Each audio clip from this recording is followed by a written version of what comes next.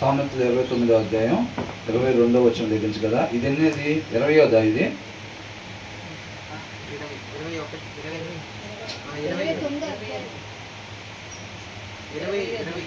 20వ వచనంలో నుంచి. మత్తయి సువార్త 12వ అధ్యాయం 36వ వచనం ఒకసారి చూడండి. నేను మీతో చెప్పున్నదేమనగా మనుషులు పలుకు వ్యర్థమైన ప్రతి మాటను గూర్చి విమర్శ దినమున లెక్క చెప్పవలసి ఉండును. ఏం చేయాలంట? మనుషులు పలుకు వ్యర్థమైన ప్రతి మాటను గూర్చి విమర్శ దినమున లెక్క చెప్పవలసి ఉన్నది. అర్థమవుతుందండి? అవతరాలు కినపడకుండా సనుక్కుంటా గొనుక్కుంటా నువ్వు నీ భర్త కినపడాల్సిన పనేం లేదు, మీ అత్త కినపడాల్సిన పనేం లేదు, అవతరాలు కినపడాల్సిన పనేం లేదు. నువ్వేదైతే ఇవి చూడాలండి, మీరేదైతే వాళ్ళకి వినపడకుండా నువ్వు సనిగిన ప్రతి ఒక్కటి దేవుడికి వినపడిద్దా లేదా? ఖచ్చితంగా వినపడిద్ది. దానికి నువ్వు నేను రేపు లెక్క చెప్పాల్సిందే. అర్థమైందండి? వాళ్ళకి వినపడితేనే నేను మాట్లాడినట్టేమీ కాదు.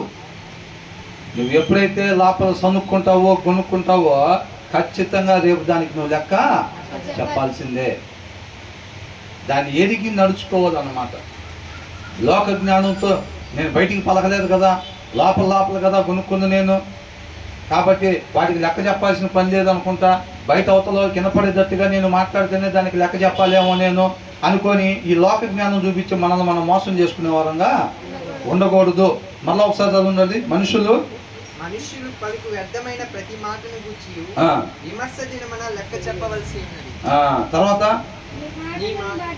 నీ మాటలను బట్టి నీతిమంతుడు అని తీర్పు నందుదువు, నీ మాటలను బట్టి అపరాధివని తీర్పు నందుదువు. అర్థమవుతుందండి? ఆ నాలుకని ఎలాగ ఉపయోగించాలో ఆ జ్ఞానం దేవుడి దగ్గర నుంచి అడిగి పొందుకోవాలన్నమాట. హృదయంలో దేవుని వాక్యం ఉన్నట్లయితే కనుక ఆ దేవుని వాక్యం కావలిగా ఉండి నువ్వు ఏది మాట్లాడాలో అదే నీ ద్వారా పలికిస్తాడు ఆయన.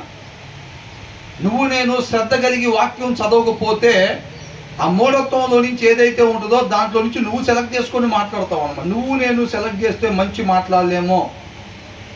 ఆ సర్వోన్నతుడైన దేవుడు మనకు అందించినప్పుడే మాట్లాడాల్సిన మాటే మనం మాట్లాడతాము.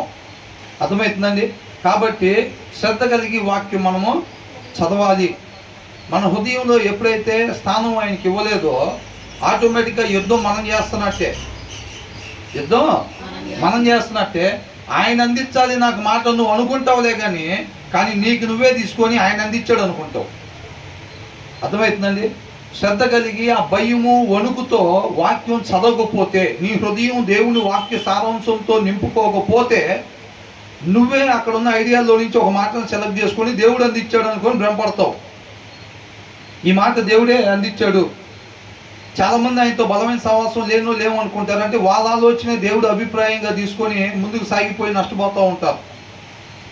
అర్థమవుతుందండి? ఆయనతో సరిగ్గా సహవాసం లేకపోతే ఆయన ఇష్టాలు ఏదో మనం గ్రహించుకోలేము. ఆయనతో సహవాసం చేసినప్పుడే, ఆయనతో సమయం గడిపినప్పుడే, ఆయనలో నాటబడినప్పుడు మాత్రమే ఆయన ఇష్టం ఏంటో స్పష్టంగా తెలుసుకోగలుగుతాం. ఆయన స్వరాన్ని వినగలుగుతాము. ఎంతమందిలో ఆయన్ని గుర్తించగలుగుతామో. ఏది ఆయన స్వరమో, ఏది దురాత్మ కూడా మాట్లాడిచ్చిద్దా లేదా? దురాత్మ ద్వారా కూడా ప్రవచనాలు పలకబడతాయి. కాబట్టి ఏది దేవుని ఆత్మ ద్వారా పలకబడుతుందో, ఏది దేవుని మాటో, ఏది దేవుని నిర్ణయమో దాన్ని జాగ్రత్తగా గ్రహించుకోగలిగే చెవులు మనకి కావాలని దేవుని ప్రార్థించాలన్నమాట. నువ్వు నేను లోపల అనుకునేది దేవుడు అదే అందిస్తున్నట్టున్నాడు అనుకొని భ్రమపడితే మోసపోతాము. ఆయన స్వరాన్ని స్పష్టంగా వినగలిగే సహవాసం ఆయనతో మనం చెయ్యాలి. ఏది దేవుని మాట మనం గ్రహించుకోగలిగేటట్టుగా ఎంతో సహవాసం కలిగి ఉండాలి. ఆ సహవాసం, ఆ ఆత్మీయత లేకపోతే మాత్రం మనం నష్టపోతాము. మన ఇష్టానుసారంగా నడిచి అది దేవుడు నడిపింపు అనుకొని మోసపోయే వారిగా ఉంటాం. దొంగ నోట్ ఎలా తయారు చేస్తారండి? ఒరిజినల్ నోట్ లాగా తయారు చేస్తారా? వేరేలా తయారు చేస్తాడా? ఒరిజినల్ నోట్ లాగానే తయారు చేస్తాడు. దురాత్మ కూడా ఏంటంటే స్టైల్ అలాగే ఉంటుంది అన్నమాట. స్టైలు అలాగే ఉంటుంది. ఇదిగో నేను అని మాట్లాడతాడు. ఎగిరితనంగా మాట్లాడితే గుర్తుపడతారా లేదా? గుర్తుపడతారు. దేవుడు ఎలా వస్తాడో, దేవుడు ఎలా మాట్లాడతాడో అలాగే మోసం చేయాలని చూస్తాడు. కాబట్టి చాలా జాగ్రత్తగా లేకపోతే మాత్రం నష్టపోతాము. కాబట్టి ఆయనగా తెలుసుకోవటం అంటే ఇది. మనం మోసపోకూడదు. మనం ఏది పలికినా సరే దానికి ఖచ్చితంగా రేపు రోజు విమర్శ దినం లెక్క చెప్పవలసి ఉన్నది అని అంటున్నాడు అన్నమాట. కాబట్టి దాన్ని గ్రహించుకొని ఎవరు నష్టపోరండి. నువ్వు ఎవరితో మాట్లాడేవో వాళ్ళు లెక్క చెప్పాలా, లేకపోతే మాట్లాడిన వాళ్ళు లెక్క చెప్పాలా? మాట్లాడిన వాళ్ళు లెక్క చెప్పాలి. ఏది పడితే అది మాట్లాడటం కాదు. అర్థమవుతుందండి? మాట్లాడిన వాళ్ళు లెక్క చెప్పాలి. దాన్ని బట్టి రేపు నువ్వు నీతిమంతుడు అని డిసైడ్ చేస్తారు. నీ లోపల లేకుండా నువ్వు పలకలేవుగా. మరి నువ్వు అది మాట పలికినప్పుడు నువ్వు నీతిమంతుడు అని, నువ్వు ఎప్పుడైతే మాట్లాడుకున్న మాట మాట్లాడితే అదేంటంటే నువ్వు అపరాధి అని తీర్పు నొందుదువు అని రాస్తున్నావు అన్నమాట క్లియర్గా. అర్థమవుతుందండి? కాబట్టి మనం ఏది పడితే అది తొందరపడి మాట్లాడే వారంగా ఉండకూడదు. తొందరపడి మాట్లాడితే ఇక్కడ తూచులు ఉంటాయి, అక్కడ తూచులు ఉంటాయా? అక్కడ తూచులు ఉండవు. అర్థమవుతుందండి? ఖచ్చితంగా లెక్క చెప్పాల్సిందే అన్నమాట. నువ్వు ఇక్కడి నుంచి పలికేటప్పుడే పలకగానే అక్కడ ప్రింట్ అయిపోతూ ఉంటుంది, అంతే. ప్రింట్ అయిపోయింది నువ్వు పలకంగానే. ఇక్కడ సారీ చెప్పొచ్చు, తర్వాత 4-5 మాటలు మాట్లాడేసి తర్వాత సారీ చెప్పొచ్చు. ఇప్పుడు చీర కొనిపించుకోవాలనుకున్నాం, ఏం చెప్తాం? సరేలే రెడీ అవ్వు అన్నదాకా సొనుగుతూ ఉంటారు. అన్నదాకా సొనుగుతూ ఉంటారు. ఆయన సరేలే రెడీ అవ్వు అంటే సారీ అండి ఇందాక అట్లాగా అని అర్థం అయిపోయిద్దిలే అని అనుకుంటావు. నువ్వు ఇక్కడ సారీ అని అంటే ఇక్కడ అయిపోయిద్దిలే కానీ అక్కడ అయిపోదు. నువ్వు సనిగిని వాటన్నిటికీ అక్కడ లెక్క చెప్పాల్సిందే. ఇక్కడేం రెడీ అవ్వమంటాడు, సారీ అండి ఇందాక అట్లాగా అందరూ కొనుక్కున్నారు అందుకనే అట్లాగా అన్నాను, ఏమనుకోబాకండి అని చెప్పి నువ్వు ఆయన రెడీ అవ్వమంటే రెడీ అయిపోయి మీరు వెళ్ళి చీర కొనుక్కొచ్చుకుంటారు, బాగానే ఉంటుంది. నువ్వు అక్కడ సరైన వాటికైతే మాత్రం ఖచ్చితంగా లెక్క చెప్పాల్సిందే. అర్థమవుతుందండి? కాబట్టి లోక జ్ఞానంతో ఆయన్ని మోసం చేద్దాం అనుకొని మనల్ని మనం మోసం చేసుకోవద్దు. అర్థమవుతుందా? లోక జ్ఞానంతో సౌలు కూడా ఈ తెలివితేటలో దేవుడి దగ్గర చూపించి ఎవరు నష్టపోయారు? సౌలే నష్టపోయాడు. కాబట్టి ఆయనగా మనం తెలుసుకుందాము. ఆయనతో ఎలా నడుచుకోవాలి. అబ్రహాం ఎవరితో నడిచాడంట? దేవునితో నడిచెను. అబ్రహాం దేవుని స్నేహితుడని పిలువబడ్డాడంట. అర్థమవుతుందండి? మరి మనం కూడా మనకెందుకు చెప్పారు ఆ విషయం? అది నడవటం అంటే ఏంటో అది తెలుసుకోండి అని అంటున్నాడు. విని ఓకే ప్రభు అని చెప్పి వదిలిపెట్టి నీ ఇష్టానుసారంగా బయటకు వెళ్ళిన తర్వాత తిరగటం అది కాదు దేవునితో నడవటం అంటే.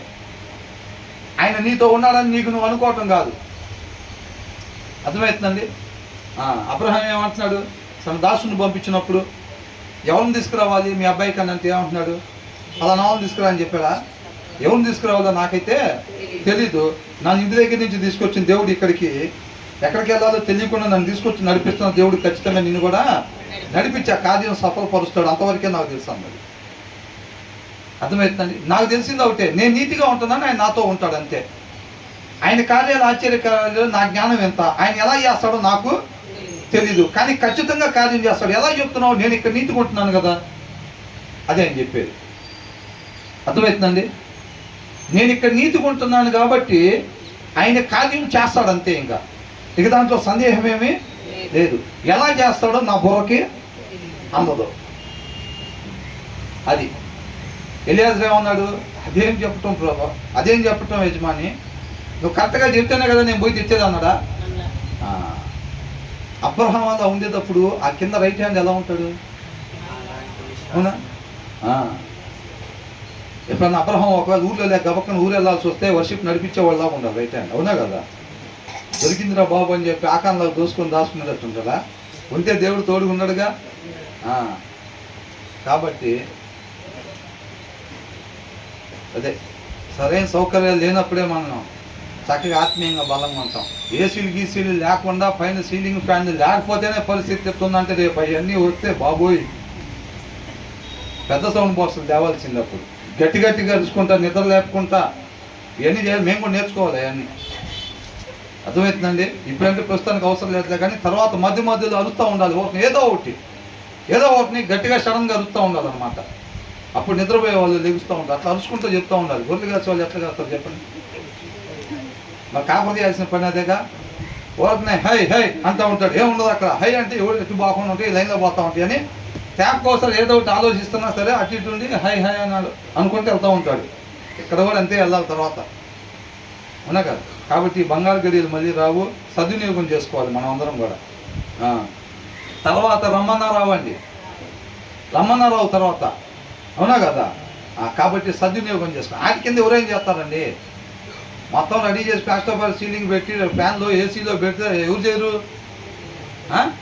అక్కడ చర్చికి వెళ్ళాలి, అక్కడ చర్చికి, ఇక్కడ చర్చికి వెళ్ళాలి, ఇక్కడ చర్చికి. ఎందుకు? అన్నీ ఉంటాయి, కింద టైల్స్ ఉంటాయి, పైన ఏసీ ఉంటుంది, పైన ఫ్యాన్ తిరుగుతూ ఉంటాయి, రంగులుగా ఉంటాయి మొత్తం, అవునా. ఒక అడుగు దూరం అయినా సరే వాటికి ఎవరైనా వెళ్తారు. అది ఈ భాగ్యం మరలా రాదు, మనం సద్వినియోగం చేసుకోవాలి.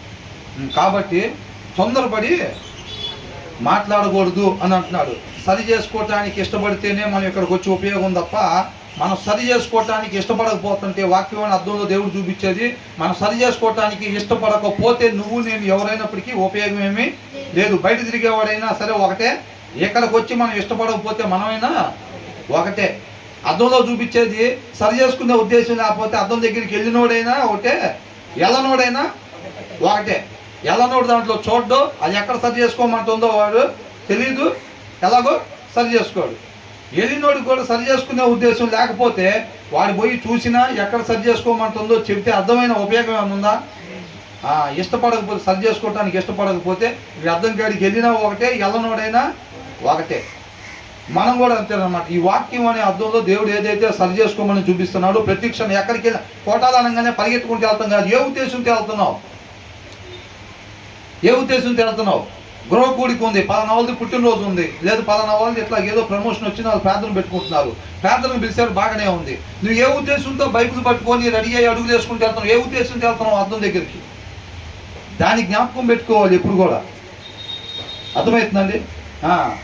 వాళ్ళు భోజనాలు పెడతారని వెళ్తున్నావా, స్నాక్స్ ఇస్తారని వెళ్తున్నావా, దేనికి వెళ్తున్నావా అక్కడికి? వాళ్ళైతే బాగా ఉన్నవాళ్ళు, వాళ్ళైతే మంచి భోజనాలు పెడతారు, వాళ్ళ ఇంట్లో ప్రార్థన కంపల్సరీగా వెళ్ళాలి. మరి వీళ్ళ ఇంట్లో ప్రార్థనకి చిన్న పాకాల్లో ప్రార్థన పెడితే ఏంటి పరిస్థితి? వెళ్ళదా? అదే మరి నువ్వు ఏ ఉద్దేశంతో బైబిల్ పట్టుకుంటున్నావు, ఏ ఉద్దేశంతో అడుగులేస్తున్నావు నువ్వు? ప్రతి క్షణం కూడా చాలా జాగ్రత్తగా ఉండాలి. మనం ఉండేది యుద్ధ భూమిలో ఉన్నాం. యుద్ధంలో నిర్లక్ష్యంగా ఉంటే ఏమైందండి? శత్రువు మీద పడతాడా లేదా? ఎనీ టైం ఎలర్ట్గా ఉండాలి. ఇది కూడా అంతే, ఆ భయము వణుకు ఉండాలి. మనం ఏ ఉద్దేశంతో ప్రార్థనలకి వెళ్తున్నామో జాగ్రత్తగా చెక్ చేసుకుని వెళ్ళే వాళ్ళంగా ఉండాలన్నమాట. తర్వాత ఏమంటున్నారు? గారాభంగా ఉండకూడదు, అది ప్రేమ అనుకొని మోసపోవద్దు అని అంటున్నాడు. ఏమనుకోని మోసపోవద్దంట? అది ప్రేమ అని నువ్వు మోసపోవద్దు.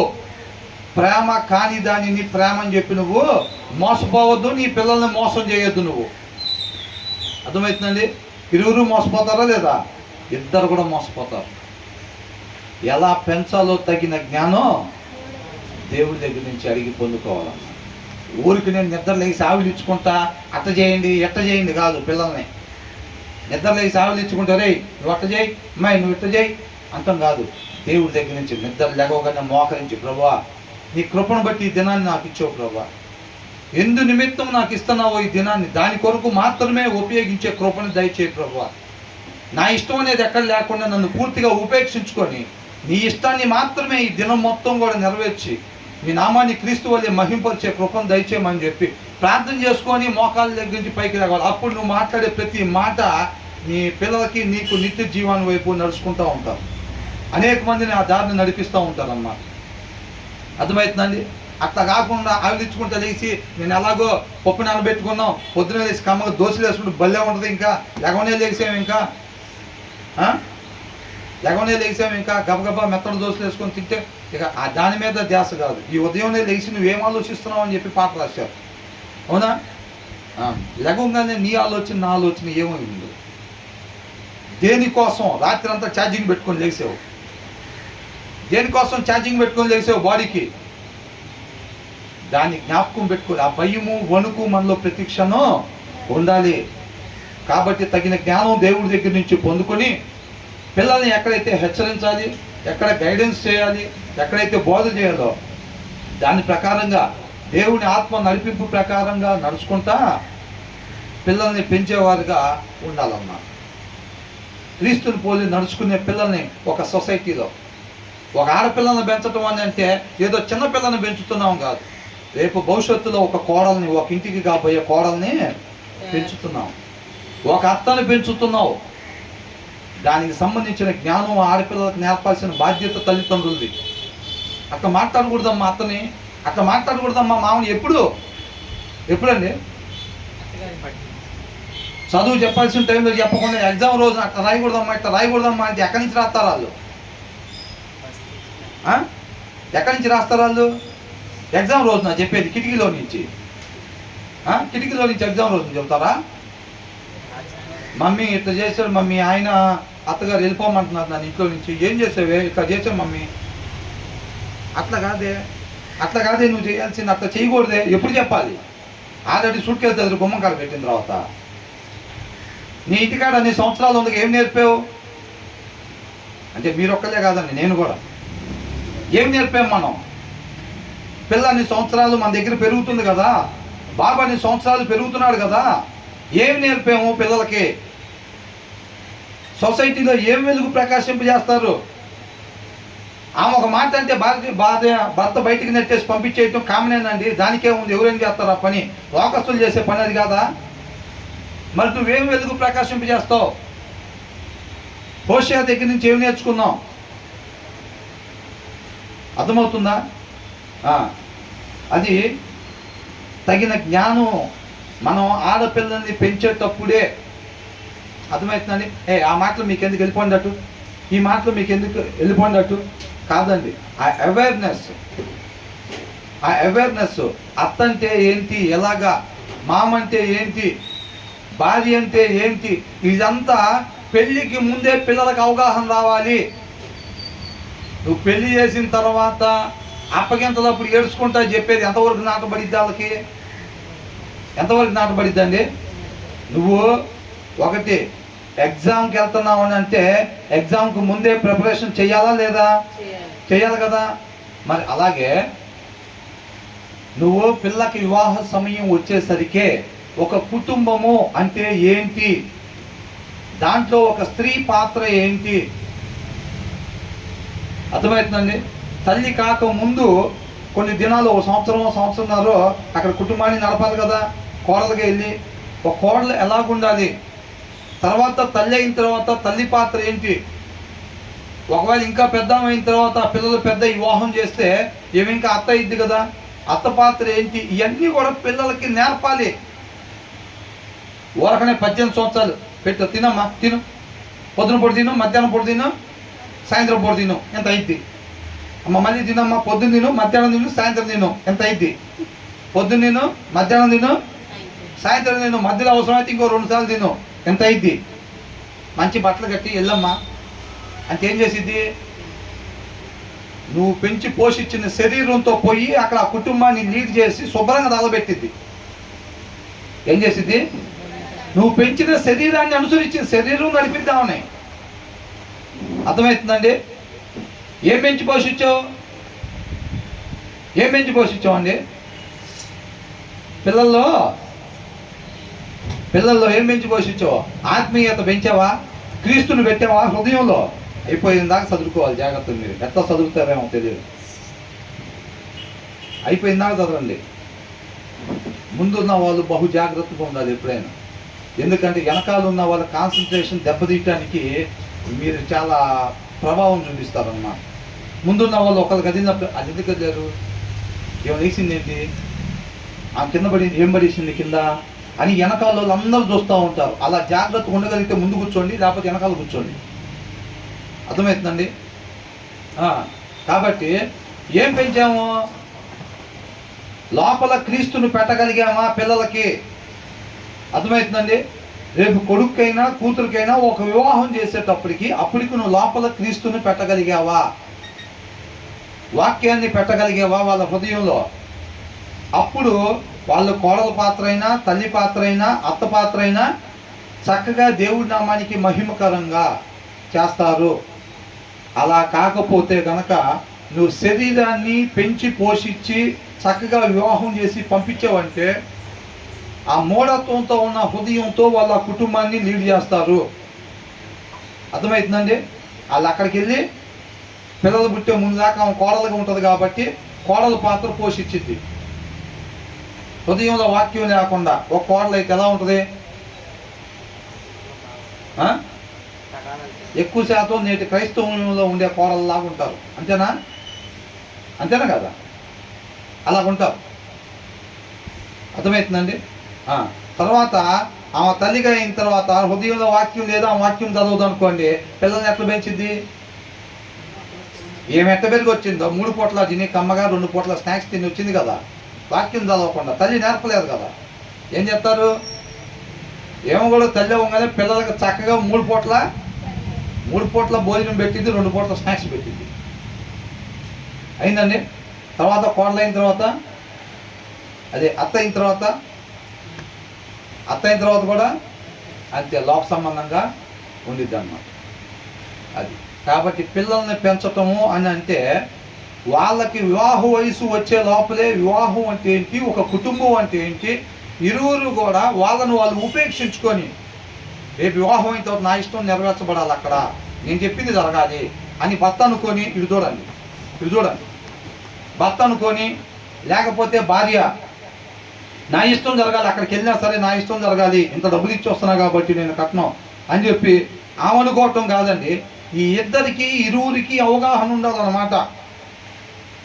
అర్థమవుతుందండి? ఆమె కూడా చక్కగా సత్యవాక్యం చెప్పబడే దగ్గరికి వెళ్ళినప్పుడు ఆమెకు ఒక స్త్రీ పాత్ర ఏంటి, స్త్రీ ఏ ప్లేసులు గుండా వెళ్ళిద్ది, ఒక స్త్రీగా, ఒక కోడలుగా, ఒక తల్లిగా, ఒక అత్తగా ఏ స్టేజెస్ నుంచి వెళ్ళిద్ది, ఏ స్టేజీలో ఎలాగుండాలి అనేది ఆ స్త్రీ సత్యవాక్యంలో ఉన్నప్పుడు నేర్చుకుని వచ్చింది. ఇక్కడికి వచ్చిద్దా లేదా? ఒక పురుషుడు కూడా చిన్ననాటి నుంచి సత్యవాక్యంలో ఎప్పుడైతే అలాగా పెరుగుతాడో ఆ పురుషుడు కూడా ఎలాగుండాలి, ఒక పురుషునిగా, తర్వాత భర్తగా, తర్వాత ఒక తండ్రిగా, తర్వాత ఒక మామగా ఎలాగుండాలో తనకు కూడా జ్ఞానము వచ్చింది అన్నమాట. అప్పుడు నీ ఇష్టం కాదు, నా ఇష్టం కాదు, మన ఇద్దరిని ఉపేక్షించుకొని మనం దేవుడి చిత్తాన్ని నెరవేర్చడానికి మన ఇద్దరిని జతపరిచాడని అంటే మన పట్ల ఆయనకు ఒక ప్రణాళిక ఉంది, మన కుటుంబం పట్ల ఆయనకు ఒక ప్రణాళిక ఉంది. మన కుటుంబం ద్వారా కొన్ని కార్యాలు చేద్దామని ఆయన ఆలోచన చేసుకున్నాడు. కొంతమంది దగ్గర మన మాదిరి కనపరచాలనే ఒక ఆలోచనతోటి మనల్ని జతపరిచాడు. ఎక్కడెక్కడో ఉన్న మనల్ని. అర్థమవుతుందండి? ఈ చోరు నుంచి ఆ చోరు ఉన్న వాళ్ళు కూడా వివాహం జరిగింది ఒక్కోసారి. ఈ రాష్ట్రం నుంచి పక్క రాష్ట్రం, ఈ దేశం నుంచి వేరే దేశాల వాళ్ళు కూడా వివాహాలు జరుగుతూ ఉంటాయి అన్నమాట. ఎక్కడి నుంచి ఎక్కడ జతపడ్డారో చూడండి.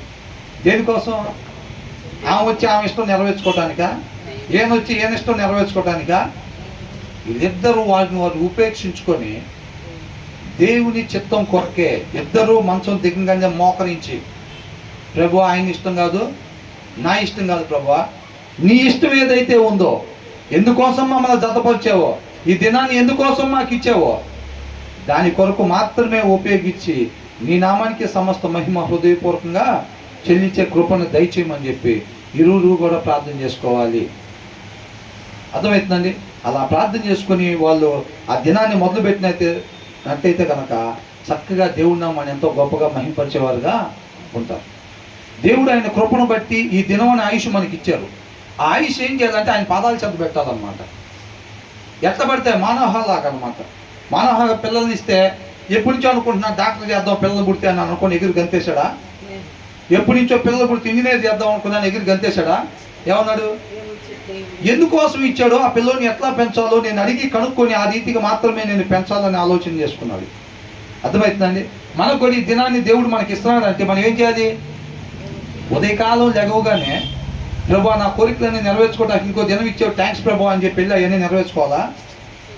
ఎందు నిమిత్తం అది ఆయన పాదాల చెంత పెట్టి, ఆయన కృపను బట్టి మనకి ఇచ్చిన ఈ దినం అనే ఆయుష్ని ఆయన పాదాల చెంత పెట్టి, ప్రభా నువ్వు ఎందు నిమిత్తం దీన్ని ఇచ్చావో నాకు, నన్ను పూర్తిగా జీరో చేసుకొని దాని కొరకు మాత్రమే ఈ దినాన్ని నేను మా పిల్లలు మేమందరం కూడా ఉపయోగించే కృపను దయచేయమని చెప్పి ప్రార్థన చేసుకొని అధికారం ఆయనకి అప్పగించి దాని మీద మన దినాన్ని స్టార్ట్ చేసుకుంటే మనం చేసే ప్రతి ఆలోచన మేలుకరంగా ఉండేది, మనం పలికే ప్రతి మాట మేలుకరంగా ఉండేది, మన ప్రవర్తన 10 మందికి మాదిరికరంగా ఉండిద్ది. ఇక 1 గంటలో పోతాడండి, కష్టం ఇంకెవరైనా ఉంటే వచ్చి చూసుకోండి అన్నంత ప్రభువా ఆయన నీ చిత్తానుసారంగానే. ఎప్పుడు అప్పుడు దాకా పలకని మాటలన్నీ 45 సంవత్సరాలు 65 సంవత్సరాలు ఆయుష్ ఇస్తే పలక్కొని 1 గంటే బతుకుతాడండి, అంతకన్నా బతకడం. ఎవరైనా ఉంటే పిలుచుకోండి చూసుకుంటారంటే అప్పుడు నాయన నీ చిత్తానుసారంగా ఉండేటట్టు కృపను దయచేయి.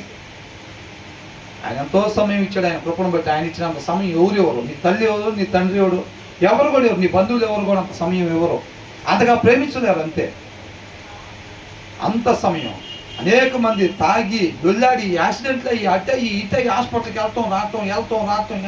ఆయన ప్రాణం తీసేటి ఎంతసేపు అనండి. ఎవరు మాట్లాడిందండి వాడు అసలు? ఆ అబ్బాయి ఎవరు మాట్లాడిందో, వాళ్ళ అమ్మ మాట్లాడిందో, వాళ్ళ నాన్న మాట్లాడిందో, ఎవరు కలుగు చేసుకుంటున్నారు? దేవుడే కలుగు చేసుకుంటున్నాడు. అనేక సార్లు ప్రేమించి శిక్షించాలంటే ఎంతసేపు అని ఆయనకి చెప్పండి. ప్రేమించి నేర్చుకుంటాడని చెప్పి అవకాశాలు ఇస్తూ ఉన్నాడు. మరలా నేను ఇక్కడికి వచ్చాను కదా దాన్ని లైసెన్స్గా భావించుకుని దేవుడు మరలా తీసుకొస్తాను అని లైసెన్స్గా భావించుకుంటే మాత్రం నష్టపోతాం. ఆయన కృపని సద్వినియోగం చేసుకోవాలి. అవునండి. నిన్న చదవలేదు వాక్యం, ఏం కాలేదు కదా. ఏం కాలేదంటే ఆయన కృపామయుడు కృప చూపించాడు. ఇవాళ చదువు నువ్వు ఇమ్మీడియట్గా, అంతేగాని నిన్న చదవలేదు ఏం కాలేదుగా ఇవాళ కూడా చదవద్దులే అట్టయితే అని అనుకున్నాం అనుకోండి, అది లైసెన్స్గా భావించుకున్నట్టు అది నన్ను నాశనానికి నడిపిద్ది అనమాట. అర్థమవుతుందండి. కాబట్టి పిల్లల్ని పెంచడం అంటే ఊరికినే శరీరాలు చూడబాకండి. ఊరికినే శరీరానికి ఏం ఆకలిస్తూ ఉంటుందేమో, పిల్లలకు బోరు కొడుతుందేమో, ఆకలేస్తుందేమో, ఇది మాత్రం చూడబాకండి. వాళ్ళ హృదయాన్ని చూడండి. వాళ్ళ హృదయం ఎలాగుంది, వాళ్ళ మార్తీరు ఎలాగుంది, వాళ్ళ ప్రవర్తన ఎలాగుంది, వాళ్ళ ఆలోచన విధానం ఎలాగుంది, వాళ్ళు ఏం ఆలోచిస్తున్నారో దాన్ని బట్టి తల్లిదండ్రులను అడుగుతూ ఉంటారు. వాళ్ళు నేను పలానా చేస్తా, పలానా దగ్గరికి పంపించండి, నా పలానాది కావాలి అని అడుగుతూ ఉంటారు. దాన్ని బట్టి వాళ్ళ ఆలోచన ఏంటో మనకు అర్థమవుతూ ఉండిద్ది. అర్థమవుతుందండి. దానిని బట్టి పిల్లల్ని పెంచాలి. అర్థమవుతుందండి. అలాగ పెంచి సొసైటీలోకి పంపించాలన్నమాట. అలా పెంచి సొసైటీలో పంపించాలి. ఒక చక్కటి స్త్రీని, ఒక చక్కటి కోడల్ని, ఒక చక్కటి తల్లిని, ఒక చక్కటి అత్తగారిని తయారు చేసే బాధ్యత మనకిచ్చాడు దేవుడు. ఎవరెవరికైతే పిల్లల్ని ఇచ్చాడో దేవుడు, వాళ్ళందరికీ దేవుడు నమ్మి ఆ బాధ్యతను అప్పగించాడు. అర్థమవుతుందండి. కాబట్టి దాన్ని చక్కగా మనం తీర్చిదిద్ది పంపాలి. అదొక బాధ్యత. గర్భఫలం యెహోవా ఇచ్చు బహుమానం, బాధ్యతతో కూడిన బహుమానం అది. అర్థమవుతుందండి. ఇచ్చాడు, నేను దాని గురించి ఇక్కడ లెక్క అడగదా, నేను చెప్పడం. పిల్లల్ని ఇచ్చి లెక్క అడగడా? ఇంకా వాడు ఎంత పోతున్నా నువ్వేం పట్టించుకోకుండా ఉంటే ఇంకేం లెక్క అడగకుండా వదిలిపెడతాడా? అది బాధ్యతతో కూడిన బహుమానం అన్నమాట. అర్థమవుతుందండి. ఒక మనిషి చాలా ప్రభావితం చేయగలుగుతాడు సొసైటీని. ఒకరి వల్ల చాలా నష్టం జరిగిద్ది ఆత్మీయంగా. ఎంతో మందిని దేవుడికి దూరం చేసే వ్యక్తులు ఉంటారు. ఒక వ్యక్తే దేవుడి నుంచి చాలా దూరం చేస్తారు జనాన్ని. దయచేసి అందరు ఇటువైపే చూడాలని నేను చెప్తున్నాను. ఒక వ్యక్తి మిగతా జనాన్ని దేవుడికి చాలా దూరం చేయగలుగుతాడు. అట్ ద సేమ్ టైము ఒక వ్యక్తి అనేక మందిని దేవుడి దగ్గర కూడా చేరుస్తాడు. ఒక విలియం కేరీ చేర్చడా లేదా? అవునా? అట్లా చాలా మంది మిషనరీస్ చూసినట్లయితే ఒక వ్యక్తే ఎంతమందిని ప్రభావితం చేశారు. ఒక క్రీస్తు సామాన్య మనిషిగానేగా జన్మించింది, జీవించేది. మరి ఎంతమందిని ప్రభావితం చేశాడు? అవునా? అట్లా అన్నమాట. కాబట్టి ఏమన్నా నా కొడుకు నా కూతురేగా, వీళ్ళిద్దరిని మామూలుగా పెంచి పంపించేస్తే అయిపోదా? శరీరానికి కావాల్సింది 3 పూటలో పెంచేసి అది మాత్రం పిల్లలను పెంచడం కాదండి. జ్ఞాపకం పెట్టుకోవాలి ప్రతి ఒక్కరు కూడా. ఏంటంట? శరీరానికి కావాల్సిన టిఫిన్లు, భోజనాలు, సాయంత్రం డిన్నర్లు, మధ్యలో స్నాక్స్ పెట్టి పిల్లలను పెంచటం కాదు. ఒక క్రీస్తు ఏ రీతిగా బాల్యం నుంచి పెరిగి 33.5 సంవత్సరాలకు వచ్చాడో ఆ రీతిగా మనం పిల్లల్ని పెంచగలగాలి. అర్థమవుతుందండి. చిన్ననాటి నుంచే దేవుడు ఏమన్నాడు? యేసుక్రీస్తు వాళ్ళు తప్పిపోయారని చెప్పి వాళ్ళు తల్లిదండ్రులు ఎదుగుతుంటే ఏమన్నారు? నా తండ్రి పని మీద ఉండాలని మీకు తెలీదా అని అంటున్నాడు. పిల్లలు ఏ పని మీద ఉండాలంట? నువ్వు వాడి భుజం మీద పెట్టావు చూడు, డాక్టర్ అవ్వాలి, ఇంజనీర్ అవ్వాలని. ఆ పని మీద ఉండాలి వాడు. ఏ పని మీద ఉండాలి? దేవుడు ఏ పని అయితే అప్పగించాడో ప్రతి క్షణం అంటే అప్పటికే మోకరించి ప్రార్థన చేయటం, ప్రభువా నీ చిత్తం ఏదో దాని ప్రకారం మాత్రమే ఈ దినాన్ని నేను గడిపే కృపను దయచేయమని మొదలుపెట్టుకోవటం, దాని ప్రకారంగా ముందుకి సాగిపోవటం అన్నమాట. అది జీవిత విధానంగా అలవాటు చేశారన్నమాట. అర్థమవుతుందండి? సత్యాన్ని శ్రద్ధ పెట్టి చదవటం, దాన్ని అనుసరించటం పిల్లలకు నేర్పాలి. అది వాళ్ళ జీవిత విధానంగా. అన్నం తినటం ఎలాగైతే నేర్పితే ఇక తల్లి ఎమ్మడబడి పెట్టాల్సిన పని లేదు, అవునా? ఇక వాళ్ళ కాళ్ళే అన్నం వేస్తే తినేస్తూ ఉంటారు. అట్లా ప్రతిరోజు కూడా కాదు, ఏంటంట వాళ్ళకు వాక్యాన్ని శ్రద్ధ పెట్టి చదివి దాన్ని అనుసరించటం మనం నేర్పాలి. నేర్పినప్పుడు వాళ్ళు దాని ప్రకారంగా వాళ్ళు జీవిస్తూ ఉంటారన్నమాట. కాబట్టి మనం పిల్లల్ని పెంచుతున్నాము అని అంటే ఒక స్త్రీని కావచ్చు, ఒక పురుషుని కావచ్చు, ఏంటి మా ఇంటికి ఇట్లాంటి కోడలు వచ్చింది అసలు, వీడికేంటి బంగారంలో పెంచుకునే వాడికి మగపిల్లలకి ఏంటి ఇట్లాంటి బాధ్యత తీసుకొచ్చి చేసాం మనకు తెలియక. రంగు రుచి చక్కదనం చూసేవాళ్ళే కానీ పెళ్లి చూపులు ఏం చూస్తారండి? గుణం కనపడిపోయింది ఏమంటే గుణం కనపడిద్దా? ఇప్పుడు అబ్రహాం కూడా అక్కడ ఉన్న వాళ్ళలో నువ్వు జాగ్రత్తగా ఒక వారం రోజులు స్టే చేయి, నీకు కావాల్సిన హోటల్కి డబ్బులు ఇస్తా, ఆ వారం రోజులు ఆ ఊర్లో తెల్లగా ఎవరుంటే వాళ్ళని తీసుకురా మా అబ్బాయికి అన్నాడా? ఎత్తుగా ఎవరుంటే వాళ్ళని తీసుకురా అన్నాడా? బాగా వాక్చాతుర్యం ఉన్న అమ్మాయిని తీసుకురా అన్నాడా? ఏమన్నాడు? దేవుడు చూపిస్తాడు. నాకు తెలియదు ఎవరు. ఆయన నల్లగా పొట్టిగా సన్నగా ఉన్నామని చూపించాడు అనుకో, ఏం చేయాలి? తీసుకొని వచ్చాయి అంతే. ఆయన ఎవరిని చూపిస్తే వాళ్ళ అది, అవునా? కాబట్టి పిల్లలకి చక్కగా ఆత్మీయ ఆహారం పెట్టాలి. ఒక పూట శరీరానికి ఆహారం తగ్గినా పర్వాలేదు కానీ ఆత్మకు ఆహారం పెట్టాలి. ఎంతమందికి అర్థమైందండి? శ్రద్ధ పెట్టి వాక్యము చదివించాలి, శ్రద్ధ పెట్టి వాక్యము చదివించాలి. ఒక అవగాహన, పిల్లలు పెళ్లి వయసుకు వచ్చేసరికి వివాహం అంటే ఏంటో పిల్లలకు ఒక అవగాహన రావాలి. మన లోపలికి ఏదో పెద్ద విషయాలు నీకెందుకు కాదండి, అలా చేయకూడదు. వాళ్ళకి ఆడపిల్ల అంటే మగపిల్లడు అంటే వివాహం అంటే ఏంటి, ఆ కుటుంబ వ్యవస్థ అంటే ఏంటి, భార్య భర్త అంటే ఏంటి, ఈయన భర్త అయినా మగవాడైనా కావచ్చు, భార్య అంటే ఏంటి, సాటి అయిన సహవాసి. ఎవరిస్తున్నారు నీకు? మేం కాదురా ఇచ్చేది. ఎవరిస్తున్నారు? దేవుడు నీకు జతపరుస్తున్నాడు.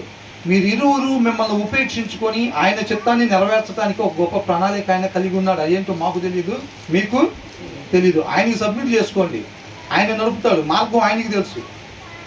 అర్థమవుతుందండి? ఆ అవగాహన పిల్లలకి కలిగించాలి.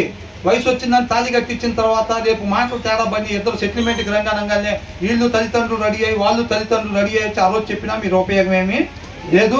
వివాహానికి ముందే దానికి సంబంధించిన అవగాహన పిల్లలకి కలిగించాలి. అర్థమవుతుందండి? అప్పుడు చక్కగా వెళ్ళి ఒకవేళ ఆ కుటుంబం సరిగ్గా లేకపోయినా, సత్యంలో లేకపోయినా, నీ కుమార్తె అక్కడికి వెళ్ళి ఆ కుటుంబాన్ని కట్టిద్ది అనమాట. ఒకవేళ అన్నిల్లో నుంచి ఒకవేళ ఆ స్త్రీ వచ్చినా నీ కుమారుడు కట్టగలుగుతాడు. అర్థమవుతుందండి? ఒక ఆత్మీయంగా తయారు కావాలంటే యుద్ధ పోరాటంలో రేపు ఆయన పోలిక ఆయన స్వరూపంలోకి మనం రావాలి. అట్ ద సేమ్ టైం అనేక మంది నడిపించాలని అంటే ఒక నెంబర్ 1 ఆకురై భర్తకు భార్య, భార్యకు భర్త, అంతే. అంత బాగా ఇక వేరే దగ్గర నేర్చుకోలేము. వేరే ఫీల్డే లేదు, ఇంకా వేరే ఫీల్డ్ లేదండి. తెలుసా? మనం రావాల్సిన షేపు, మనం ఉండాల్సిన షేపులోకి మనం రావాలంటే తగిన భార్య దేవుడు ఇస్తాడు, తగిన భర్తను దేవుడు ఇస్తాడు. ఇతను అయితేనే, ఈమె అయితేనే నేను కరెక్ట్గా మనం ప్రార్థన చేసుకుంటాం, చక్కగా దేవుడు ఇద్దరిని జతపరుస్తాడు. జతపరిచిన తర్వాత మనం నమ్మి విశ్వసించాల్సింది ఇతను అయితేనే నేను దేవుడికి ఇష్టమైన పోలిక స్వరూపంలోకి నేను మార్చబడతాను. దాన్ని అర్థం చేసుకోవాలి. ఏంటి అట్లా మాట్లాడిద్ది, ఏంటి ఇట్లా మాట్లాడితే ఇట్లా ప్రవర్తిస్తాడు ఏంటినా కాదండి. ఆ పోలికలోకి ఆయన స్వరూపంలోకి రావాలని అంటే అర్థమవుతుందండి, ఆ పరిస్థితుల గుండా వెళ్ళాలి మనము. దానికి మనం లోబడి చక్కగా మన కుటుంబంలో కొనసాగుతున్నట్టయితే చక్కగా ఒక దినాన్ని ఏమవుతాం, ఆయన పోలికలోకి ఆయన స్వరూపంలోకి వచ్చే వారంగా ఉంటాం. అనేక మందికి మాదిరికరంగా మనము ఉంటాము. అర్థమవుతుందండి? మాకు అసలు తగాదాలు ఉండవండి, మాకు అసలు ఇట్లా మాట అనేది రాదండి. మేము అట్లా ఉంటాం, క్రీస్తు ఏసైలాగా ఏసమ్మలాగా ఉంటామండి. మేము ఒకవేళ ఏసయ్య ఆడాం అయితే కనుక ఏసమ్మని అనుకుంటే చెప్తున్నా, మేము ఏసమ్మలాగా ఉంటామండి, ఆయన అయితే ఏసయ్యలాగా ఉంటాడండి, మా మధ్యలో ఇట్లా ఉండదండి అంటే అది అబద్ధమే. అది అబద్ధమే. అర్థమవుతుందండి. అవి లేకుండా ఉండవు. వాటిలో నుంచే ఆకారం తయారైద్ది. అదే నెంబర్ 1 గ్రౌండ్. అంతకు మించిన మంచి గ్రౌండ్ మనం నేర్చుకోవటానికి ఇంకా లేదు. అదనమాట. దాన్ని ఎదిగి నడుచుకోవాలి. అక్కడి నుంచి కనెక్షన్ లేదనుకోండి, అసలు విసిగిపోతారు, వెక్స్ అయిపోతారు, డిసైడ్ అయిపోతారు. ఇక ఏమని అది ఏమని అటు నుంచి కనెక్షన్ లేదనుకోండి మనకి, మనం ఏం చేస్తామంటే లోక సంబంధంగా చూస్తే మాత్రం వెక్స్ అయిపోతాం. అట్లయిద్ది పరిస్థితి. కాబట్టి ఎప్పుడు కూడా అటు నుంచి మనకి కనెక్షన్ ఉండాలి. ఇరువురు కూడా ఒకరినొకరు అర్థం చేసుకుంటా చక్కగా దాని ప్రకారంగా ఆయన నామాన్ని మహింపరిచే వారంగా ఉండాలి. పిల్లలు ఎవరైతే ఆడపిల్ల అయితే ఒక స్త్రీగా, ఒక కోడలుగా, ఒక తల్లిగా, ఒక అత్తగా వెళ్ళిద్ది కదండి. ఆ రీతిగా పెంచేటట్టుగా ఆ తల్లిదండ్రులకే దేవుడు ఆ బాధ్యతని అప్పగించాడు. ఆ అవగాహన పిల్లలకు ముందే, వివాహానికి ముందే కలిగించాలి. ఒకవేళ తొందరపాటుగా భర్త ఒకవేళ తెలియక సరిగ్గా ఆయన హృదయంలో వాక్యం లేక మాట్లాడిన భార్య ఎలా ఉండాలి, ఆ పరిస్థితుల్లో ఎలా నడుచుకోవాలి, ఆ జ్ఞానం చక్కగా పిల్లలకు ముందే నేర్పదన్నమాట. అమ్మ తర్వాత పరిస్థితి ఎలా ఉంటుంది, నువ్వు తల్లిగా ఉన్నప్పుడు ఆమెకు చూపించాలి. ఒక తల్లి అనేది ఎలా ఉంటుంది, ఎలాగా ఆ పరిస్థితుల్లో ఉండాలి, ఎలాగా కుటుంబాన్ని నడపాలో పిల్లల్ని దగ్గర చూసి నేర్చుకుంటూ ఉంటారు. దాన్ని జ్ఞాపకం పెట్టుకు మన జీవితంలో మనం గడిపే ప్రతి క్షణం కూడా అది మనకే కాదండి, పిల్లల మీద చాలా ప్రభావితం చూపిద్ది. వాళ్ళు ప్రతి క్షణం మనం అనుకుంటారేమో, వాళ్ళు చూసి లోపల డౌన్లోడ్ అవుతూ ఉంటుంది మన జీవిత విధానం. నీ మాట తీరు, నువ్వు ఇంట్లో మాట్లాడేటప్పుడు, భార్య మాట్లాడేటప్పుడు పిల్లలు ప్రతి ఒక్కటి డౌన్లోడ్ చేసుకుంటూ ఉంటారు.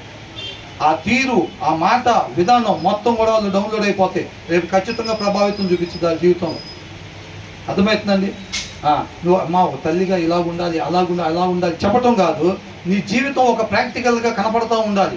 వాళ్ళ వాక్యంలో చదువుతుంటే, ఒక కోడలుగా ఉంటే రూతు గురించి చదువుతుంటే నీ జీవితంలో అది కనపడాలి. అంతే, నీ జీవితంలో రూతు కనపడాలి.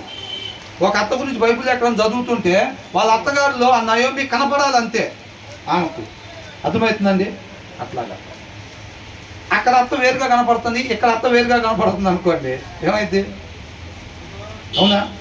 కాబట్టి ప్రతి క్రైస్తవులు కూడా నామకార్థంగా అమ్మా ఇల్లమ్మా దండం పెట్టు, ఫోటో పెడతారు కదా ఇక్కడ, వెళ్ళంగానే దండం పెట్టు కూర్చో, ప్రార్థన చేయి, పాటలు పాడు, పలహారం ఎత్తారు తీసుకోండి.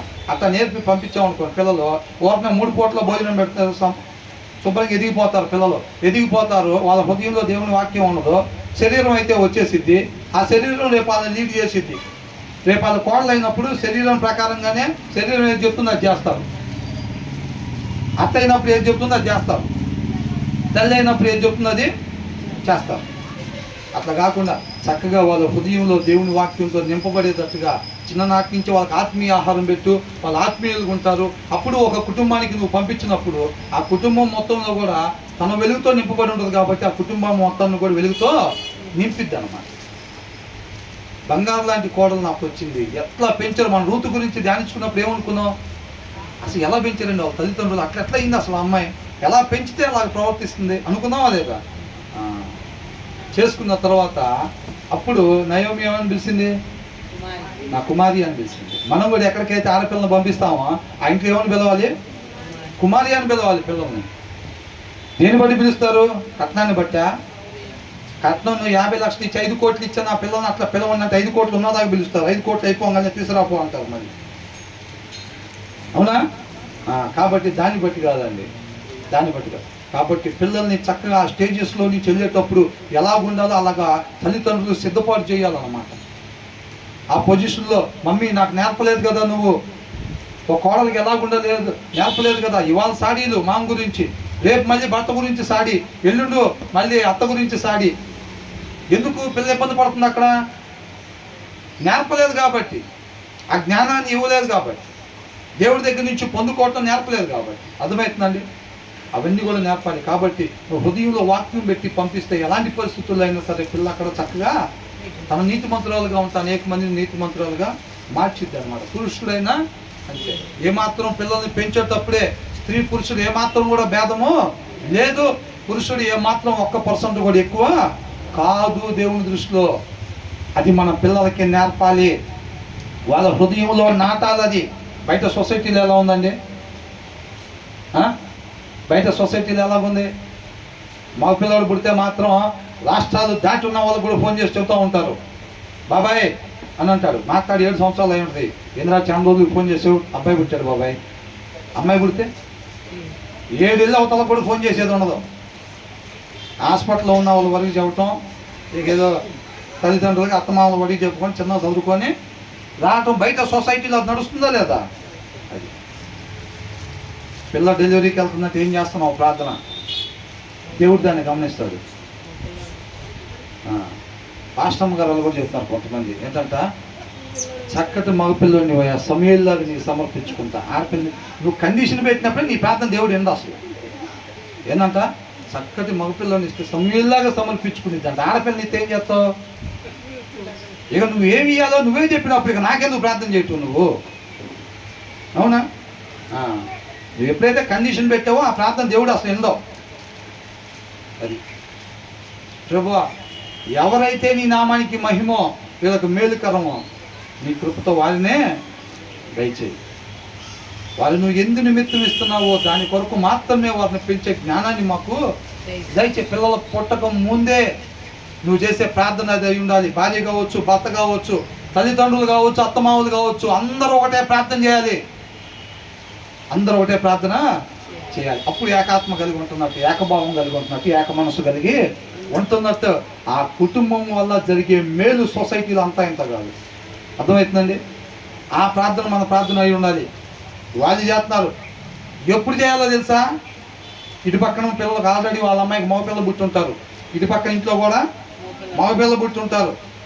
ఇంటి ముందు ఇంటి వెనకాల మగపిల్ల కలకల్లాడుకుంటూ తిరుగుతూ ఉండాలి. అప్పుడు చేయాలి ప్రార్థన. మనం అప్పుడే చేయాలండి ప్రార్థన. రోజు వాళ్ళని చూస్తూ ఉంటావు, రారా మగపిల్లలను చూసి మురుసుకుంటూ ఉంటారు, రాణి మేసాలు పట్టుకొని తిప్పుతూ ఉంటారు. అర్థమవుతుందండి? వాళ్ళ మధ్యలో మనం చేయాలి ఈ ప్రార్థన. అర్థమవుతుందండి? అక్కడైనా కాదు చేయాల్సింది. క్రీస్తు ఎక్కడ నీతిమంతుడిగా జీవించాడు? ఈ లోకంలో నీతిమంతుడిగా జీవించాడు. మనం ఎక్కడ జీవించాలి? అందరు ఆడపిల్లల మధ్యలో ప్రభా నీ చిత్తమైన దయచేయి ప్రభా. అప్పుడు కాదు, అందరు మగపిల్లలు ఉన్న దగ్గర కూడా మనం ఏం చేయాలి? ప్రార్థన రోజు చూస్తున్నా. వాక్యం లేకపోతే వాళ్ళని చూసి నాకు కూడా అట్లా ఉంటే బాగుండు అని కలిగిద్దన్నా. హృదయంలో వాక్యం లేకపోతే ఏం కలిగితే, నాకు కూడా ఒక మగపిల్లడు ఉంటే బాగుండు, వాడికి కూడా ఇంత నిక్కర్లు వేస్తా. ఏదులే నిక్కర్లు ఎక్కడ నరకంలో. అప్పుడు ఏదైతే లోపల నిక్కర్లు వేద్దాం, సొక్కాలు వేద్దాం, జుబ్బాలు వేద్దాం అనుకుంటారు చూసారు, వాక్యానికి విరుద్ధంగా ఉండే కోరికలు అవన్నీ అక్కడ నెరవేర్చుకుంటూ ఉంటారు అందరూ. అర్థమవుతుందండి? హృదయంలో వాక్యం ఉంటే ఆయన ఎవరినైతే ఇష్టపడుతున్నాడో మాకు వాళ్ళే కావాలి. నేను లాగ్ కొనాలా, జుబ్బా కొనాలా? లేడీస్కి జుబ్బాలేనండి వేసేది. జుబ్బా కొనాలా, మగపిల్లడు అయితే లాగులు కొనాలా? అప్పుడు డిసైడ్ చేసుకుంటాను నేను. ఇప్పుడు నుంచే నాకు కూడా అట్లా పిల్లని ఇస్తే నిక్కర్లు కొని వేయాలని ఉంది ప్రభా. నువ్వు ఆడపిల్లను కూడా కోరుకోవటానికి వీలు లేదు. అర్థమవుతుందండి? అందరూ మగపిల్లలు అడుగుతున్నారు, ఇంకొద్ది ఓవర్ చేసి ఆడపిల్లని అడుగుదాంలే మనం. అట్ట అడగడానికి కూడా వీలు లేదు. నీ చిత్తం ఏదైతే ప్రభువా వారినే దయచేయి. హృదయపూర్వకంగా అండి. లోపల మగపిల్లడు అనుకుంటే బయటికి మాత్రం ఎవరు ఇచ్చినా పర్లేదు, దేవుడి చిత్తం అమ్మా. ఏంది? లోపల మాత్రం మగపిల్లడు అయితే బాగుండు, మగపిల్లడు అయితే బాగుండని బయటికి ఎప్పుడు లాగానే ఏంటంట, ఎవరు కనపడినా సరే దేవుని చిత్తం అమ్మా, ఎవరిస్తే వాళ్ళని. ఆడపిల్లని పలకంగా డాక్టర్ అమ్మగారు వచ్చి ఆడపిల్లని పలకంగానే ఏమైంది? మొత్తం సెల్స్ అన్నీ పడిపోతాయి. మాకు ఒకసారి గుంటూరులో అద్దె కోసం ఇల్లు ఎత్తుకుతుంటే సరే ఒక దగ్గర 2 లేయర్ బోర్డు పెట్టుంది. ఇంటిపైకి వెళ్ళాం. ఫస్ట్ ఫ్లోర్లో ఖాళీగా ఉంది, బాగుంది ఇల్లు. ఆ ఇంట్లోనే మేము ఒక 2 సంవత్సరాలు ఉన్నాం. అయితే ఇంటి వాళ్ళు వచ్చింది, ఇల్లు చూపించింది. ఇల్లు చూపించి కిందకి వెళ్ళిందండి. కిందకి వెళ్ళి పైకి రాలా, మళ్ళీ వస్తున్నాను ఆగండి, కిందకి వెళ్ళింది, పైకి రాలా. ఏంటి కిందకి వెళ్ళి అంతసేపు ఉంది, పైకి రాలేదని మేమే మెట్లు దిగి కిందకి వెళ్ళాం. కిందకి వెళ్ళేసరికి హాల్లో పడిపోయి ఉంది. పిలుస్తుంటే పలకట్లేదు. ఏం నేను పడిపోయి ఉందంటే ఆమె లో బీపీ ఉందంట. మాకు తెలీదు. మేము మెట్లు దిగి కిందకు వచ్చేసరికి హాల్లో పడిపోయి ఉందామా, పిలుస్తుంటే పలకట్లా. ఏంటంటే తర్వాత ఇంటి పక్కన వాళ్ళు చెప్తే ఏమన్నా లెగవట్లేదు, ఇట్లా పడిపోయిందంటే ఆ పక్కన వాళ్ళు గబగబా వచ్చి గ్లాసులో నీళ్ళలో ఉప్పు అది వేసి తాపిస్తే మళ్ళీ లేచి నుంచొని నెలకి ఎంత అండి అద్దె అది అని చెప్తుంది. అర్థమవుతుందండి? కాబట్టి మనం చక్కగా హృదయంలో దేవుని వాక్యాన్ని కలిగి మనం నడుచుకోవాలి. పిల్లల్ని ఆ రీతిగా పెంచాలి. అర్థమవుతుంది. మనం ఆ జ్ఞానం కలిగి ఉండాలన్నమాట. ఆయనగా తెలుసుకోవటం అంటే అది. ఆయన ఇక్కడికి వచ్చి మన కళ్ళు మూసుకొని తన్మయించిపోయి పాటలు పాడటం, లేకపోతే మోకరించి ఇక్కడే ఉంటాం. మనం ఒక దగ్గరికి వెళ్తే ఒకళ్ళు చెప్తున్నారు ఏమని, ఆమెకి ఇంకా అదే పని అండి, ప్రార్థన చేసుకుంటున్నాం. ఇంకా ఇక పొద్దున్న సాయంత్రం నిద్ర లేచిందంటే ఇంకా ఆమె అక్కడే ఉంటుంది చర్చిలో. ఇంకా ఆమె చర్చిలో ఉండి ఇంకా అక్కడే ప్రార్థన చేసుకుని ఇంకా అక్కడే ఉండిపోయిందండి. ఇంకా దేవుడు మనకి అట్లాంటిది కాదండి కోరుకుంటుంది. ఆయనలో తన్మయించిపోయి కొంతమంది వెళ్ళిపోయి హిమాలయాల్లోకి వెళ్ళిపోతారు కదా, వెళ్ళిపోయి వాళ్ళు అక్కడే ఉండి ఇంకా తన్మయించుకుంటే ఇంకా అట్లాగా ఆయనలో జపం చేసుకుంటా అట్లా ఉంటారు. అది కోరుకోవట్లా దేవుడు, అది కాదు కోరుకుంటాడు నీ నుంచి నా నుంచి. మనం ఈ లోకానికి వెలుగుగా ఉప్పుగా ఉండాలంట. మనం సత్యం అనే సారంతో నింపబడి ఆ సారాన్ని ఈ లోకానికి ప్రకాశింపజేయాలి. అది కోరుకున్నాడు. సొసైటీలో మనం చేయాల్సిన పరిచర్య ఈ రేకుల మధ్యలో కాదు. రేకులు అంటే బెదరే, ఏం బెదరు, రేకులు అని ఎందుకు అన్నారు మీరు అంటారు మళ్ళీ. సరే, ఈ ఫెలోషిప్లో కాదు. ఏంటంట బయట సొసైటీలో పరిచర్య. చాలా మంది అనుకుంటారు పరిచర్య అంటే వచ్చి ఇక్కడ చూడటం అనుకుంటా, వచ్చి ఇక్కడ సాకులు ఎత్తటం, వచ్చి ఇక్కడ ప్రార్థన చేయటం, వచ్చి ఇక్కడ పాటలు, అది పరిచర్య ఏమో. మా పిల్లలు కూడా పరిచర్య చేయాలి. ఎక్కడ చేయాలి పరిచర్య? పోయి ఆ లోపల ఫెలోషిప్లో అన్న చేసేది. సొసైటీలో పరిచర్య చేయాలి. అర్థమవుతుందండి. ఎక్కడ కాదు. మనం లోకానికి వెలుగు ఉప్పు ఎక్కడ కాదంట. ఎక్కడంట? లోకానికి అంట. లోకానికి వెలుగు ఉప్పు అంట. మనం ఆ సారంతో ఇక్కడ నింపబడతాం. ఇక్కడ గైడెన్స్ చెప్తారు అంతే. దాని ప్రకారం ఇంటికి వెళ్ళి బలపడాలి. ఎగ్జాంపుల్స్ చెప్తారు, 1-2 ఎగ్జాంపుల్స్.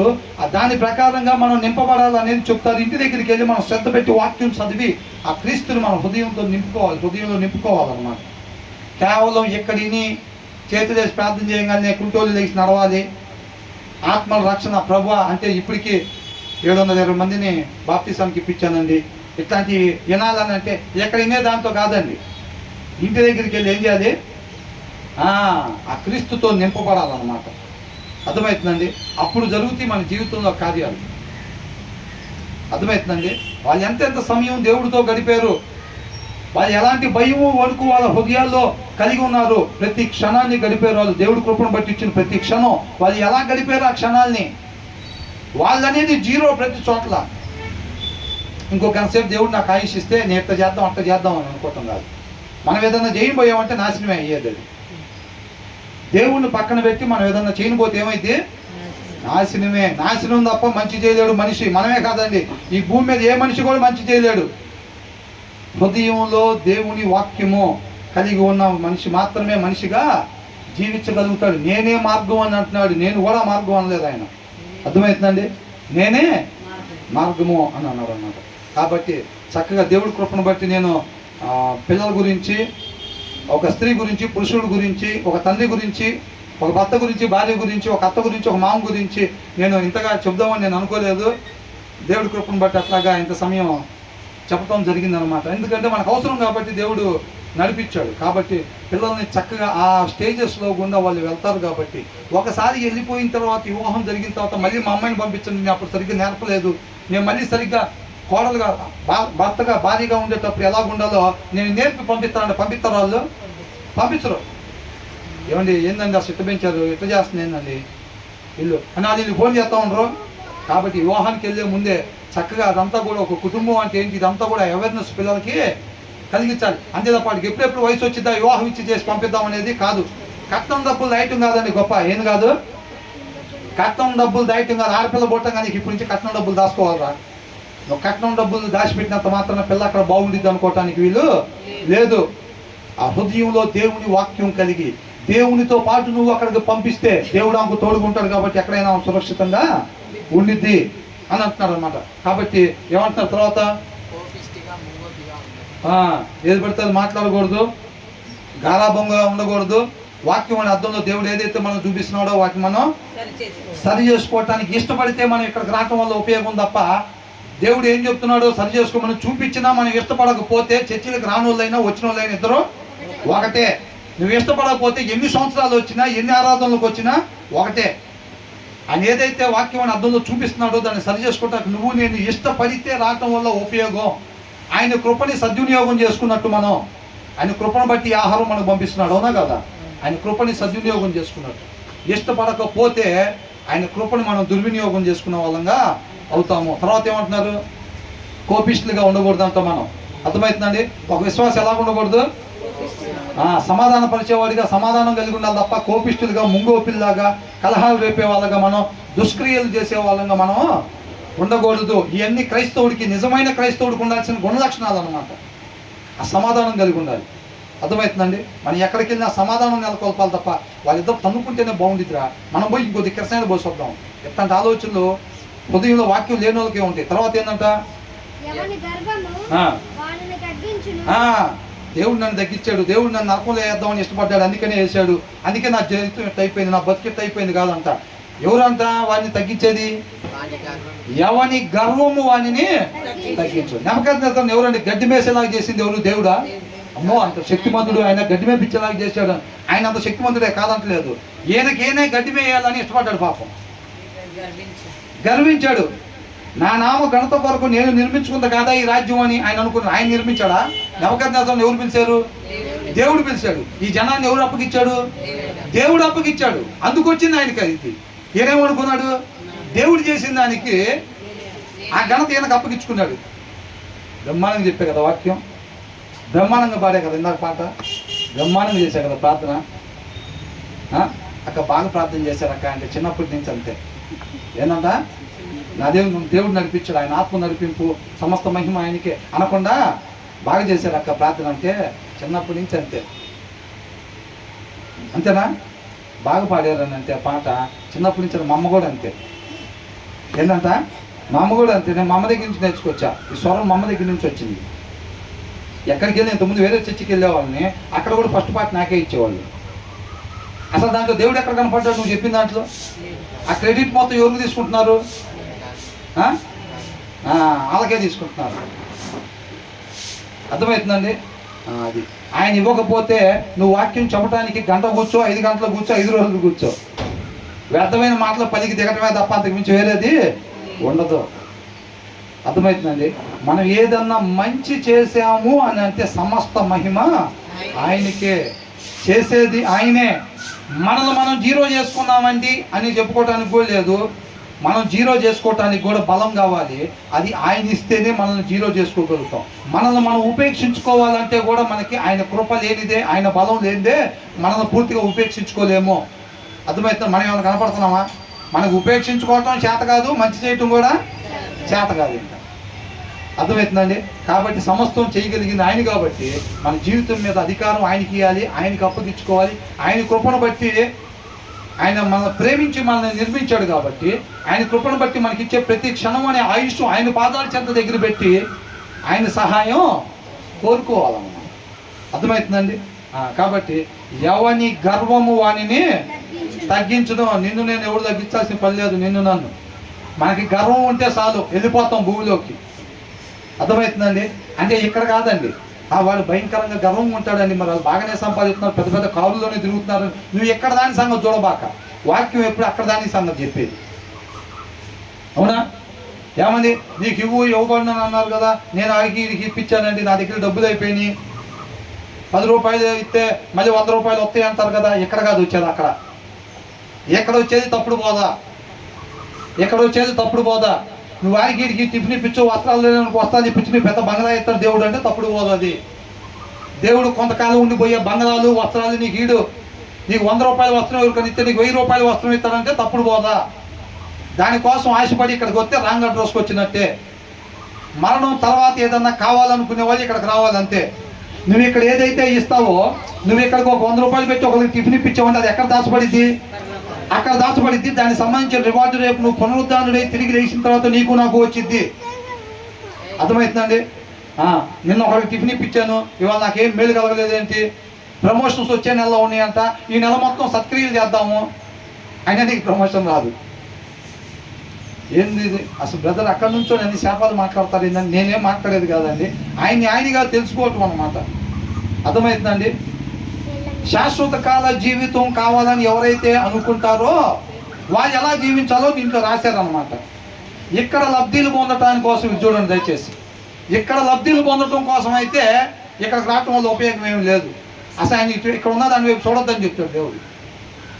ఇక్కడ లోకం లేదన్నా సాధించాలని ఇక్కడికి వస్తే నిరుత్సాహం ఎదురైంది. అర్థమవుతుందండి. అక్కడ రేపు రోజు నేను సాధించాలి, అక్కడంటే అక్కడ అంటున్నారు బ్రదరు, అంటే పరలోకం అక్కడ అనుకుంటా అని అనుకోబాకండి. రేపు ఇక్కడే మనం ఉండబోయేది. అర్థమవుతుందండి.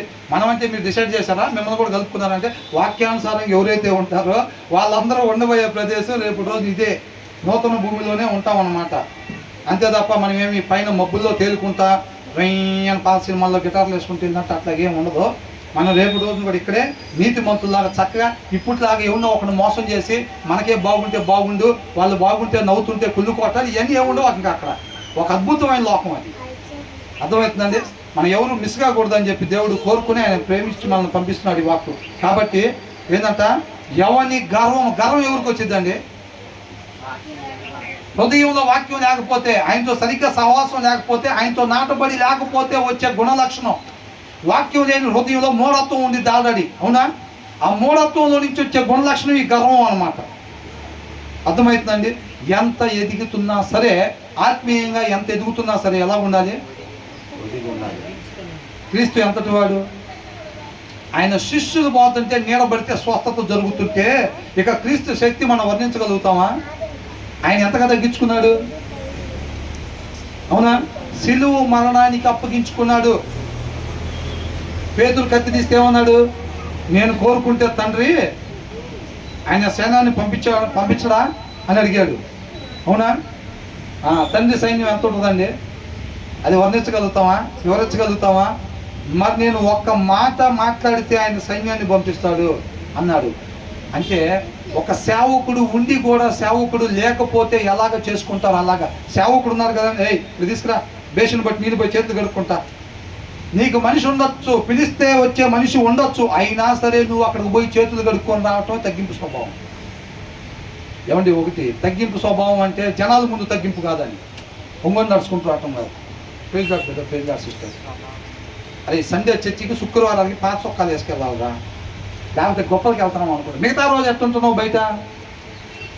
దేవుడు ఏం చూస్తాడు? అంతరంగం చూస్తాడు. ఈ హృదయం తగ్గింపు స్వభావం ఉందా లేదా అది చూస్తాడు. పైన ప్రచారం కాదు, జనాన్ని మోసం చేసినట్టుగా. Praise Lord brother, praise Lord sister. Rubber చెప్పులు వేసుకుని ఆదివారం పూట వచ్చి మిగతా రోజు అంతా ఉద్యాన షూ వేసుకొని తిరుగుతుంది కాదు. అర్థమవుతుందండి. అంతరంగంలో నీ స్వభావం ఎట్లా ఉంది? నిన్ను నీ గురించి నువ్వేమనుకుంటున్నావు? తగ్గింపు స్వభావం ఉందా, హెచ్చింపు స్వభావం ఉందా? నీకన్నా నీ పొరుగు యోగ్యుడు అనుకుంటున్నావా, లేకపోతే ఆడికన్నా నేను బాగుండాలనుకుంటున్నావా? దేవుడు అది చూస్తాడు అన్నమాట. అప్పుడు నిన్ను ఆత్మీయంగా హెచ్చిస్తాడు. అంతరంగంలో తగ్గింపు స్వభావం ఎవరికైతే ఉండిద్దో వాళ్ళని ఆత్మీయంగా హెచ్చిస్తాడు. అంతే తప్ప నటన జీవితంలో తగ్గింపు స్వభావం కలిగి ఉన్నా మనం అక్కడే ఉంటాం. ఏంటి ఎంత బాగా ఏం చేసినా కానీ అవ్వట్లేదు అంటే లోపల లేదన్నమాట ఆ తగ్గింపు. అర్థమవుతుందండి. కాబట్టి మనకి గర్వం అనేది ఉండకూడదు. దానిపైన వచ్చిన ఏముండకూడదు? 22లో కోపిస్తులుగా ఉండకూడదు. ముంగోపులుగా మాట్లాడితే కోపం వచ్చే వాళ్ళగా క్రైస్తవులు ఉండటానికి వీలు లేదు. నిన్ను చూస్తారే వాడు చూస్తే ఎలా ఉన్నాడు, మనం కూడా అట్లా సమాధానం ఉండాలి, ఇక్కడే నెమ్మదిగా ఉండాలిరా అని అనుకోవాలి. అర్థమవుతుందా? దాని ముందు వచ్చిన ఏం చూసాం? గారాభంగా ఉండకూడదు. క్రైస్తవ పిల్లలు కావచ్చు, మనం కావచ్చు, గారాభానికి కోరుకోకూడదు, గారాభంగా పెంచకూడదు. దానిపైన దాంట్లో తొందరపాటు మాటలు మాట్లాడకూడదు, ఆ ప్రవర్తన కలిగి ఉండకూడదు. దానిపైన వాక్యం అర్థంలో దేవుడు ఏది చూపిస్తున్నాడు అది మనం సరి చేసుకోవడానికి ఇష్టపడే వారిగా ఉండాలి. విని అది కరెక్ట్ అని తెలుసుకునే అంత మాత్రం ఉపయోగం ఏమీ లేదు. నువ్వు ఇష్టపడుతున్నావా సరి చేసుకోవటానికి దేవుడు అడుగుతున్నాడు. నువ్వు ఇష్టపడితే ధన్యుడు అవుతావు అంటున్నాడు. అర్థమవుతుందండి. నువ్వు సరి చేసుకోవటానికి ఇష్టపడి నన్ను ఆశ్రయిస్తే ధన్యుడిగా అవుతావు అని అంటున్నాడు. ఆ ఇంటెన్షన్ ఉందా లేదో మనం జాగ్రత్తగా చూసు. క్రైస్తవుల్లో ఉండాల్సిన లక్షణాలు, ఈ భూమి మీద ఉండే ప్రతి మనిషిగా జీవించాలంటే వాళ్ళలో కావాల్సిన గుణ లక్షణాలు అవి ఉన్నాయా లేదా? నేను తొందరపడుతున్నానంటే వాక్యం కొరతగా ఉంది మన హృదయంలో. గారాభంగా పెంచుతున్న పిల్లలంటే వాక్యం కొరతగా ఉంది. సరి చేసుకోలేకపోతున్నాం అంటే వాక్యం కొరతగా ఉంది. కోపిష్టులుగా ఉంటున్నామంటే తగిన స్థాయిలో మన హృదయంలో వాక్యం లేదని అర్థం అనమాట. తర్వాత ఏంటి? గర్వం ఉండకూడదు అని అంటున్నాడు. అర్థమవుతుందండి. ఒక మనిషి ఎలా ఉండాలో చెప్తున్నాడు వాక్యము, మనిషి ఉండాల్సిన విధానము. అర్థమవుతుందండి. ఆ వాక్యం చదివితే ఆయన సంతోషపడతాడు కాదండి. వాక్యం చదివితే మనిషి ఎలా ఉండాలో మనకు తెలిసిద్ది, దాని ప్రకారం ఉంటాం అనమాట. గర్వం ఉండకూడదని చెప్తున్నాడు ఒక మనిషికి. అది ముస్లిమ్స్ కానీ, హిందూస్ కానీ, క్రిస్టియన్స్ కానీ ఏమీ లేదండి. ప్రతి మనిషి ఉండాల్సిన విధానం అన్నమాట. అర్థమవుతుందండి. అది ఆ ఉండాల్సిన విధానం అనేది మన సువార్త నోరు చేసి చెప్పకపోయినా మన జీవితం ద్వారా అన్యులకి సువార్తను ప్రకటించవచ్చు. మన ఆఫీస్లో కావచ్చు, పనుల దగ్గర కావచ్చు, ఇళ్ళ దగ్గర కావచ్చు, మన జీవిత విధానం ద్వారా. అర్థమవుతుందండి? ఈ గర్వము, ఈ హెచ్చింపు, లేకపోతే ఇలాంటి తొందరపడతాను, ఇవన్నీ లేకుండా మనం ఎప్పుడైతే జీవిస్తున్నామో ఈ మన చుట్టూ ఉండే వాళ్ళందరూ కూడా సత్యాన్ని నేర్చుకుంటారు. అంటే ఒక మనిషి ఎలాగుండాలో నేర్చుకుంటారనమాట మన నుంచి. అదే సువార్త, అదే సువార్త. అర్థమవుతుందండి? కాబట్టి తర్వాత ఏమంటున్నారు? వినయ మనస్కుడు. వినయం ఎక్కడ ఉండాలంట? అంతరంగంలో వినయం. మనల్ని మనం పూర్తిగా తగ్గించుకొని ఉపేక్షించుకొని, లేకపోతే మనల్ని తగ్గించుకొని ఉపేక్షించుకోకపోతే ఇస్కరియోతు యూదా ఏం చేస్తాడు? లోపల ఇష్టాన్ని అట్లాగే పెట్టుకొని దేవుడిని వెంబడించాడు. సరి చేసుకోవడానికి ఇష్టపడకుండా దేవుడిని ఎన్ని సంవత్సరాలు వెంబడించినా, ఎన్ని సంవత్సరాలు వర్షిప్లకు వచ్చినా, ఎన్ని సంవత్సరాలు చర్చికి పోయినా ఉపయోగం ఏమీ ఉండదు. నువ్వు తీసేసుకోవాల్సింది తీసేసుకోకపోతే అది నిన్ను నన్ను తీసేసిద్ది. అంతే. ఏం చేసిద్ది? నిన్ను నన్ను తీసేసిద్ది. అది గర్వం ఒకటేగా, మిగతా ఏంది వదిలిపెట్టాగా అంటే ఆ గర్వం ఒకటే మన నిత్య నరకాగ్నికి తీసుకెళ్ళిద్ది. అబద్ధాలు ఒకటేగా అని అనుకుంటే ఆ అబద్ధాలు ఒకటే మన నిత్య నరకాగ్నికి తీసుకెళ్తాయి. నరకం అంటే ఏం లేదు, దేవుడి నుంచి ఎడబాటు. ఇక తండ్రి దగ్గరికి రావడానికి అవకాశము ఉండదు. ఒక మనిషి ఉండాల్సిన ప్రదేశం తండ్రితో పాటు ఉండాలి. అర్థమవుతుందండి? ఆ తండ్రికి దూరంగా ఉండటమే నరకం. ఇక వేడ, చల్ల, లేకపోతే ఇంకొకటి అనేది వేరే విషయం. అవన్నీ నథింగ్. అసలు తండ్రికి దూరంగా ఉండే ఎడబాటే నరకం అంతే. అర్థమవుతుందండి? దాన్ని వర్ణించడం. రేపు రోజు ఎంత భయంకరంగా ఉండిద్దంటే, ప్రభువా నేను అసలు ఆ రోజున మంచిగా ఉండేవాడిని అంటే వివరంగా చెప్తున్నాడా లేదా? ధనవంతులు లాజరు స్టోరీ కూడా చెప్పాడుగా మనకు దేవుడు. ధనవంతుడు ఎంత భయంకరంగా, ఆయనకి ధనం ఉంది, విలువైన వస్త్రాలు ఉన్నాయి, పేరు ఉన్నాయి, మొత్తం కాపాడిని ఆయన్ని. ఈ లోకంలో విలువైనది ఏది కూడా మనల్ని కాపాడలేదు. కేవలం వాక్యం అయ్యున్న దేవుడు మాత్రమే. వాక్య సారాంశం సత్యం.